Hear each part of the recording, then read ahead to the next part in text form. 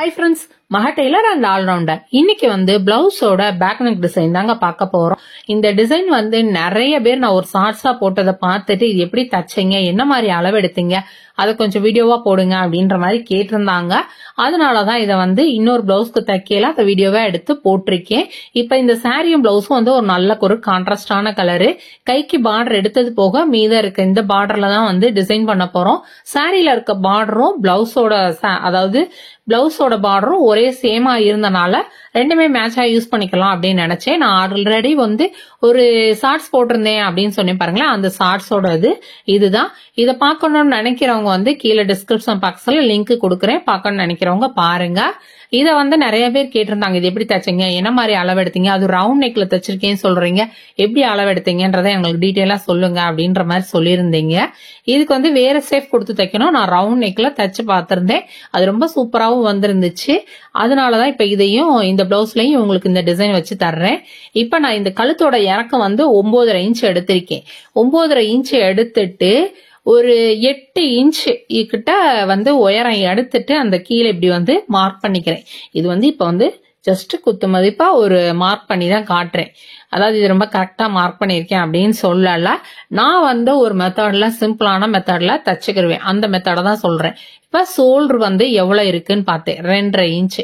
அப்ப மடிச்சு எல்லாமே அடிச்ச பிறகு 2.5 இன்ச். இங்கேயும் 2.5 இன்ச் இருந்தாதான் நல்லா இருக்கும். ரொம்ப பெருசா வச்சா நல்லா தெரியாது அப்படின்ட்டு கரெக்டா ஒரு 2.5 இன்ச் இப்படி மார்க் பண்ணிக்கிறேன். சைடு மார்க் பண்ணது குத்து மதிப்பா சும்மா ஒரு 8 இன்ச்ல அப்படின்ற மாதிரி மார்க் பண்ணியிருந்தேன்ல. இப்ப நம்மளுக்கு எவ்வளவு அகலம் வேணும் அப்படின்றதையும் நோட் பண்ணிக்கோங்க. இப்ப நான் இந்த சைடு நம்மளோட ஆம்கோல் சைடு வர்ற பக்கம்லாம் 3 இன்ச் அப்படின்ற மாதிரி, ஏன்னா ஷோல்டர் 2.5 தான் இருந்துச்சு. இங்க ஒரு 3 இன்ச் அப்படின்ற மாதிரி மார்க் பண்ணி ஒரு ரவுண்ட் ஷேப் கொடுத்துக்கிட்டேன். நான் நார்மலா ரவுண்ட் நெக் வெட்டி தச்சு பரட்டி எல்லாமே முடிச்ச பிறகு இந்த மாதிரி மார்க் பண்ணி வச்சிருக்கேன். மார்க் பண்ணி வச்சுட்டு இந்த பார்டர் எவ்வளவு இருக்கு அப்படின்னு பாக்குறேன். இந்த பார்டர் கிட்டத்தட்ட ஒரு 4 இன்ச் நெருக்கி இருக்கு. இது நம்ம ஒரு 2.5 இன்ச் தான் வச்சிருக்கோம். இப்ப இந்த சுத்தளவு எவ்வளவு இருக்கு அப்படின்றத நோட் பண்ணிக்கணும். நீக்கி மேல இருக்க அளவை காட்டி கீழே இந்த சுத்தளவு எவ்வளவு இருக்கு அப்படின்றதையும் மார்க் பண்ணிக்கணும். கீழே எப்படியுமே ஒரு 2.5 இன்ச் கூட தான் இருக்கும். ஏன்னா கீழே வரையில அகலம் ஜாஸ்தியா இருக்குல்ல. அப்படி நான் இப்ப இதுல அளவா கரெக்டா சொல்லல, ஏன்னா ஒவ்வொருளோட கழுத்த அகலமும் கூடும் குறையும், அதனாலதான் சொல்லல. இப்படி எல்லாம் மார்க் பண்ணிருக்கேன் அப்படின்றத மட்டும் சொல்லியிருக்கேன். இப்ப பார்டர் சின்ன சின்னதா இருந்துச்சுல, அதெல்லாம் ஜாயின் பண்ணி வச்சுக்கிறேன். கொஞ்சம் நல்ல பெரிய பார்டரா இருந்தா மட்டும்தான் நல்லா அந்த சேஃப் சுத்தி இருக்கிற அகலத்தை காட்டி டபுள் மடங்கு இருக்கணும். இப்ப 8 இன்ச் கழுத்தோட சுத்தி சேஃப் அளந்தோம் பாருங்களேன், அந்த இடம் 8 இன்ச் அப்படின்னா இது ஒரு 16 இன்ச் இல்ல 18 இன்ச் இருந்தா கூட நம்ம டிசைன் பண்றதுக்கு ரொம்ப அழகா இருக்கும். அப்படிதான் நான் எல்லா பார்டரையும் ஜாயின் பண்ணி இப்படி 2 ஓரங்களையும் மடிச்சு அடிச்சுக்கிறேன். இப்ப பாருங்க, இதுவுமே 4 இன்ச் இருக்கு. நம்மளுக்கு அங்க 2.5 இன்ச் போதும். அப்படின்றப்ப இந்த எக்ஸ்ட்ரா இருக்கிறதுகளெல்லாம் மடிச்சுக்கிறேன். அப்ப நம்மளுக்கு பிசுறு தெரியாம இருக்கும். கொஞ்சம் தைக்கிறதும் அந்த பார்டர் மட்டும் இருந்துச்சுன்னா நீட்டாவும் இருக்கும். இப்ப எங்க ஸ்டார்ட் பண்றேன் அப்படின்றத பாருங்க. அந்த மார்க் பண்ணி வச்சிருந்தோம் பாருங்களேன், இந்த இடத்துல ஸ்டார்ட் பண்றேன். இந்த ரவுண்ட் நெக்கு இது நேரான ஒரு பீஸ் அப்படின்றப்ப நம்மளுக்கு ஜஸ்ட் நம்ம ஃபிளீட் வைப்போம் பாருங்களேன், அந்த மாதிரி ஒரே அளவா இருக்கிற மாதிரி ஃபிளீட் வைங்க. அது நல்லா நீட்டா இருக்கும். இல்ல உங்களுக்கு எனக்கு ஒரே மாதிரி ஃபிளீட் வைக்க முடியாது தெரியல அப்படின்னா 1 இன்ச் இல்ல 1.5 இன்ச் அப்படின்ற மாதிரி மார்க் பண்ணிட்டு நீங்க இந்த ஃபிளீட் வைங்க. மேல ஒரு 8 இன்ச் சுத்து 8 இன்ச் அப்படின்னு தான் நான் சொல்லியிருந்தேன் பாத்தீங்களா. அந்த 8 இன்ச்சுக்குள்ள அடக்கமா வர்ற மாதிரி எவ்வளவு தூரம் ஒரே மாதிரி வருதோ அந்த மாதிரி அளவுக்கு ஃபிளீட் வச்சுக்கிட்டு இருக்கேன். இப்ப கடைசி முடிகிற பகுதி எக்ஸ்ட்ரா இருந்துச்சுன்னா அந்த துணியை வேண்டான்னு வெட்டி விட்டுருங்க. கரெக்டா இருந்துச்சுன்னா அதுக்குள்ளேயே முடிச்சு மடிச்சு விட்டுருங்க. மடிச்சு அப்படியே இந்த நெட்டு வாக்குல சுத்தி அடிச்சிருங்க. இப்ப இந்த சேஃப் பாருங்களேன், நல்லா இருக்குல்ல. அந்த கர்வ் வளைவு ரொம்ப அழகா நம்மளுக்கு தைக்கிறதுக்கு முன்னாடியே நல்லா தெரியுதா. இப்ப நம்ம அந்த இடத்த முடிச்ச இடத்துல இருந்தே அந்த ஷோல்டர் ஆம்ஹோல் பக்கம் ஜாயிண்ட் இருக்குவாங்களா, இப்படியே நான் எப்படி அடிக்கிறேனோ அந்த மாதிரி உங்களுக்கு கை வாகுல எந்த பக்கம் தோதா இருக்குமோ அந்த பக்கம் மடிச்சு அடிங்க. கீழே மேல நம்ம மடிப்பு வைக்கிறது 1 இன்ச்சுக்கு 1 அப்படின்ற மாதிரி வச்சிருந்தாலும் கீழே வரையில அவ்வளவு அகலம் கொடுத்தோம்னா வந்து அந்த ஃபுல்லா ஃபிளீட் வந்து வராது, கொஞ்சம் சின்ன சின்ன ஃபிளீட்டா வைக்கணும். இப்படி கொஞ்சம் நகட்டி நகட்டி மேல நெருக்கி வச்சுட்டு கீழே நகட்டி நகட்டி அகலம் கொடுக்கறதுக்காக தள்ளி தள்ளி இந்த மாதிரி ஃபிளீட் வச்சுக்கோங்க. உண்மையிலே பார்டர் தான் இந்த மாதிரி டிசைன் பண்றோம் அப்படின்றப்ப நம்மளுக்கு ஈஸியாவும் இருக்கும், ஏன்னா ஸ்டிஃபா இருக்கும், நம்மளுக்கு மடிச்ச மாதிரியே அப்படியே நீண்டுக்கிறோம். அப்படிதான் இப்ப வந்து இதை மடிச்சு இது பண்ணிட்டேன். இதுக்கு அடுத்து நான் இதுல வந்து என்ன டிசைன் பண்ண போறேன் அப்படின்னா, இந்த சாரியோட கலர்ல லேஸ் கொடுத்துருவோம் அப்படின்னு யோசித்தேன். இல்ல காப்பர் கலர், இப்ப வந்து மேக்சிமம் கோல்டே வர்றது இல்ல, ஃபுல்லும் காப்பர் லேஸ் தான் வருது. சாரியோட கலருக்கும் அந்த காப்பருக்கும் வச்சு பார்த்தேன், எனக்கு எதுவும் செட் ஆகல அப்படின்றனால சாரியோட கலர்ல இருக்கிற லேஸே வந்து சுத்தி அவுட்லைன் கொடுத்துட்டேன். ஃபுல்லாவே இந்த வேலைகள்லாம் முடிச்சிருங்க. இப்ப கீழே வந்து இந்த ரவுண்ட் நம்ம வளைவு இருக்கு பாருங்களேன், அதை ஃபுல்லும் நம்ம முடிச்சிருவோம். அப்பதான் வந்து சைடு வந்து அடிக்கையில இதுல இருக்கிற குட்டி குட்டி பிசிறுகள்லாம் அந்த தைக்கையில உள்ள மடங்கி ரொம்ப ஃபேஸிங் வந்து நீட்டா தெரியும். அதுக்காக இப்ப இந்த லேஸ் அடிச்சு முடிச்சாச்சு. உங்களுக்கு வந்து இன்னும் கொஞ்சம் சின்ன லேஸ் ஆக்கினாலும் லேஸ் வச்சுக்கோங்க. நான் இது கொஞ்சம் நல்ல பட்டையான கொஞ்சம் பெரிய சைஸ் லேஸ் தான் வச்சிருக்கேன். இப்ப இந்த இடமுமே வந்து மேல என்ன கலர் கொடுக்கறோமோ அதே மாதிரி கீழே கொடுத்துக்குருவோம். இப்ப இத வந்து பார்டர் வச்சுதான் தச்சிட்டோம். சாரியில இருந்து துணி எடுத்தோமே என்ன செய்ய போறோம் அப்படின்னு நினைக்கலாம். சாரியில இருந்து துணி எடுத்தது சூப்பரான ஒரு டிசைனு. நான் அந்த ஷார்ட்ஸ்ல காமிச்சது வந்து ஜஸ்ட் ஒரு லேஸ்ல முடிச்சிருந்தேன். இதுல வந்து இன்னும் கொஞ்சம் யூனிக்கா டிசைன் நல்லா வைப்போம் அப்படின்னு நினைச்சு அந்த சாரியில இருந்து எடுத்து டிசைன் பண்ணேன். இப்படி லேஸ் வந்து கொடுத்துக்கோங்க. சின்ன லேஸா எடுக்க எடுக்கதான் நம்மளுக்கு வளைவு வரும். பெருசா கொடுக்க கொடுக்க நம்மளுக்கு வந்து அந்த வளைவு வரல அப்படின்னா அந்த இடத்துல சின்ன சின்ன மடிப்பு வச்சுக்கோங்க, நல்லாவே இருக்கும். இப்ப இந்த மடிப்பு பாருங்க, கரெக்டா ஒரு 2 இன்ச் இருக்கிற மாதிரி இப்படி வெட்டிக்கிறேன்.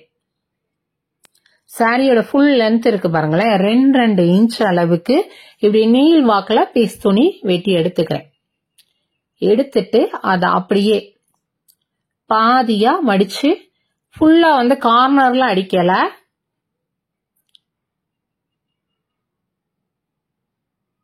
இல்ல உங்களுக்கு துணி இல்ல அப்படின்னு நீங்க நினைச்சீங்கன்னாலும் ஒரு 4 இன்ச்சு கூட சாரில இருந்து எடுத்துக்கோங்க. சாரி சுத்து பத்தாம போயிடும் அப்படின்னா 4 இன்ச்சுன்றது ரொம்ப பெருசு கிடையாது. இப்ப நான் இதை எடுத்துட்டு ரொம்ப ஒட்டவும் வெட்டல, ரொம்ப இதாகவும் இல்லை, ஏன்னா நூல் வந்து நமந்துட்டு வெளியே வந்துடக்கூடாது, ஏன்னா நம்ம அந்த மாதிரி சின்ன சின்ன வேலை பார்க்க போறோம் அப்படின்றனால ரொம்ப ஒட்ட வெட்டாம இப்படி தள்ளி அடிச்சுட்டு இப்படி வெட்டி விட்டுட்டு நம்ம நாட் பரட்டுறோம் பாருங்களேன், அந்த மாதிரி பரட்டிக்கிறேன். மேக்சிமம் இந்த கம்பி எல்லாம் நான் யூஸ் பண்றேன் பாருங்களேன், அதெல்லாம் வந்து கடையில வாங்கவே இல்லை. தீபாவளி சமயம் நம்ம வந்து இது கம்பி மத்தாப்பு கொளுத்துறோம்ல, அதுல பெரிய சைஸ் கம்பியை எடுத்து இந்த மாதிரி பெரட்டுறதுக்கு யூஸ் பண்ண வச்சுக்கிருவேன். இப்ப ஒரு 1/2 இன்ச் அளவுள்ள ஒரு ரோப் கிடைச்சிருச்சு. இப்படி ஒரு 2-3 வந்து ரெடி பண்ணி வச்சுக்கிறேன். 2-3 ரெடி பண்ணிட்டு கரெக்டா ஒரு 2 இன்ச் இருக்கிற மாதிரி இந்த மாதிரி மடிச்சுக்கோங்க. உங்களுக்கு 2 இன்ச்சோ இப்படி எப்படி தோது இருக்கோ அப்படி மடிச்சு ஒரே அளவு இருக்க மாதிரி இப்படி வச்சு வெட்டி விட்டுக்கோங்க. இந்த மாதிரி ஒரு நிறைய பீஸ், நம்ம 4 பீஸ் வெட்டி இருந்தோம், அதை இப்படி குட்டி குட்டியா வெட்டி வச்சுட்டு இதை இந்த மாதிரி ஜஸ்ட் இப்படி மடிச்சு மட்டும்தான் வைக்க போறோம். இப்படி ரோப் மாதிரி மடக்குனத இப்ப 2 இன்ச் அளவுக்கு வெட்டிட்டு இப்படி 1 இன்ச் அளவுக்கு மடிச்சு இப்படி எல்லாத்தையுமே தச்சு வச்சுக்கோங்க. தச்சு வச்சுட்டு நம்ம வந்து சைட்ல மார்க் பண்ணியிருந்தோம்ல, கீழே வந்து அந்த பார்டர் கொடுத்துட்டு சைட்ல மார்க் பண்ணியிருந்தோம்ல, அதுல இருந்து நம்ம பிளவுஸுக்கு உடம்பு பகுதி ஜாயின் பண்றதுக்கு 4 தையல் போடுவோம்ல, அதையும் மார்க் பண்ணிக்கோங்க. மார்க் பண்ணிட்டு இந்த துணியை வந்து டிசைன் பண்ண இதை வந்து அப்படியே ஒரு 1/2 இன்ச் கேப்ல வச்சு தச்சிருங்க. இந்த டிசைனை வந்து நான் ஒரு ஷார்ட்ஸா போட்டேன் அப்படின்னு இல்லை, அது வந்து ரவுண்ட் நெக்ல இந்த பொதுவா இந்த மாடல் வந்து ஒரு மாதிரி தொட்டிப்பா கழுத்துல தைக்கக்கூடிய ஒரு அமைப்பு. இது வந்து அப்படி தைக்கையில கழுத்து அகண்டுக்கிறோம் அப்படின்னு சொல்லிதான் ரவுண்ட் நெக்ல அந்த பொண்ணுக்கு இந்த மாடல் தச்சு கொடுத்தேன். ரொம்ப அவசரமா தச்சு கொடுத்தனால இந்த அளவுக்கு கூட அந்த பிளவுஸ்ல ஒர்க் பண்ணலாம். ஆனா அந்த பொண்ணுக்கு அது ரொம்ப அழகா சூப்பரா நீட்டா இருந்துச்சு. அதுதான் நான் ஷார்ட்ஸாவும் போட்டிருந்தேன். ஷார்ட்ஸ் போட்டோன்னே நிறைய பேர் வந்து இது எப்படி தச்சீங்க, இதோட அளவு என்ன எடுத்து தச்சீங்க அப்படின்னு வீடியோ போடுங்கன்னு சொல்லி கேட்டிருந்தாங்க. எனக்கு இப்பதான் தோது இருந்துச்சு. அதனால இப்பதான் நான் வந்து இதை வந்து வீடியோவா போடுறேன். அதாவது அந்த பிளவுஸ் தச்சது வேற ஒரு கலர்ல தச்சிருந்தேன், இது வேற உங்களுக்கு தச்சிருக்கேன். இப்படி ரெண்டு பக்கமே முதல் லெஃப்ட் சைடு அடிச்சோம், இந்த பக்கமும் அதே மாதிரி உடம்பு பகுதி 4 தையலுக்கு எல்லாத்தையும் நோட் பண்ணிட்டு ஒரு 1/2 இன்ச் அளவுக்கு கேப் விட்டு தச்சுக்கோங்க. நான் 1/2 இன்ச் ஏன் கேப் விடுறேன் அப்படின்றத அடுத்து சொல்றேன். ஒரு சிலவங்க இல்ல எனக்கு துணி இல்ல, ரொம்ப துணி இல்ல அப்படின்னாலும் 3/4 இன்ச் அப்படின்ற மாதிரி வச்சுக்கோங்க. நான் வந்து 1/2 இன்ச்சா கேப் விடுறதுக்கு காரணம், நான் என்கிட்ட இருக்கிற சைஸ் பாசியை பொறுத்து நான் வந்து இதுல வந்து ஒரு நம்ம நாட் போடுவோம் பாருங்களேன், அந்த இதை வச்சும் டிசைன் பண்ணலாம், அதுவும் நல்லா இருக்கும். ஆனா இது வந்து நான் எப்படி தச்சிருக்கேன் அப்படின்னா பாசி வச்சு தச்சிருக்கேன். அது இன்னும் கொஞ்சம் அழகா நீட்டா தெரிஞ்சிச்சு. இப்படி சுத்தி வந்து அடிச்சிட்டு எக்ஸ்ட்ரா இருக்கிற அந்த துணிகள் பிசுறுகளை வெட்டி விட்டுருங்க. அப்பதான் லேஸ் அடிக்கையில அந்த லேஸை தாண்டி பிசுறுகள் வந்து வெளியே தெரியாம இருக்கும். இப்படி ரெண்டு பக்கமும் வெட்டி விட்டுக்கிறேன்.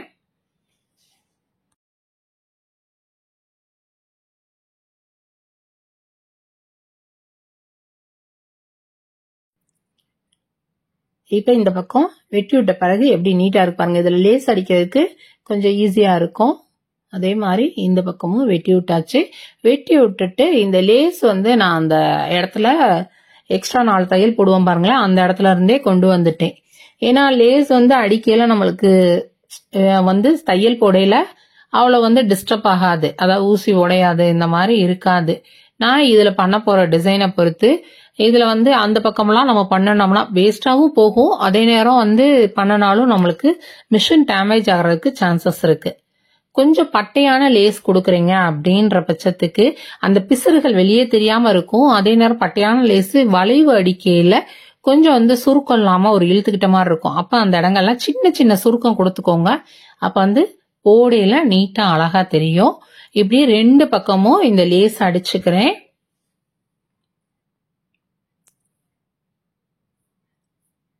இது வந்து ஒரு 1/2 இன்ச் லேஸ், ஒரு சிலது 1/4 இன்ச் லேஸ் இருக்கும். அப்படி இருக்கையில கொஞ்சம் வந்து நாளடைவுல யூஸ் பண்ணையில கொஞ்சம் பிசுறுகள் வந்து அந்த டிசைனோட பிசுறுகள் வெளியே தெரியும். அதனால இந்த மாதிரி பட்டையான லேஸ் கொடுத்துட்டா பிசுறு வெளியவே தெரியாது. முன்கழுத்து எவ்வளவு இறக்கம் வேணும் அப்படின்றத நோட் பண்ணிட்டு அந்த ஜாயிண்டையும் அப்படியே விட்டுட்டு இது வந்து தையல் போட்டுக்கிருவேன். ஷோல்டர் ஜாயின் பண்ணிட்டு அடுத்த லேஸை வந்து முன்னாடி கொண்டு போய் அடிச்சுக்கலாம், அது வந்து ஈஸியா இருக்கும். இப்ப இத வந்து பாசி வச்சுக்கிறேன். இப்ப இந்த சைஸ்ல நான் பாசி வைக்கிறேன். இந்த பாசியுமே வந்து நடுவுல வச்சுட்டு வரல, இந்த ரெண்டு, அதாவது நம்ம துணி வந்து மடக்கி மடக்கி கொடுத்துருக்கோம் பாருங்களேன், அந்த ரெண்டு ஜாயிண்ட்ல எண்டுலயுமே வந்து சேர்த்தாப்புல தச்சிருக்கேன். அப்பதான் வந்து இந்த டிசைனும் வந்து தூக்காமையும் இருக்கும். அந்த துணி வந்து நம்ம நடுவில் கொடுத்துருக்கோம்ல, பாசி தைக்கிறதோட இப்படி ஜாயிண்டா சேர்த்து தச்சிங்கன்னா அந்த துணி வந்து தூக்காம அந்த சேர்த்தாப்புல கண்டினியூவா இருக்க மாதிரி இருக்கும். அதனால இப்படி நான் எப்படி தைக்கிறேன் அப்படின்றத நல்லா நோட் பண்ணிட்டு அதே மாதிரி தைங்க, சூப்பரா இருக்கும். அதே போல கொஞ்சம் இருந்த பார்டர்ல எப்படி ஒரு சிம்பிளான ஒரு நார்மலான ஒரு டிசைனும் கொடுத்துட்டேன்.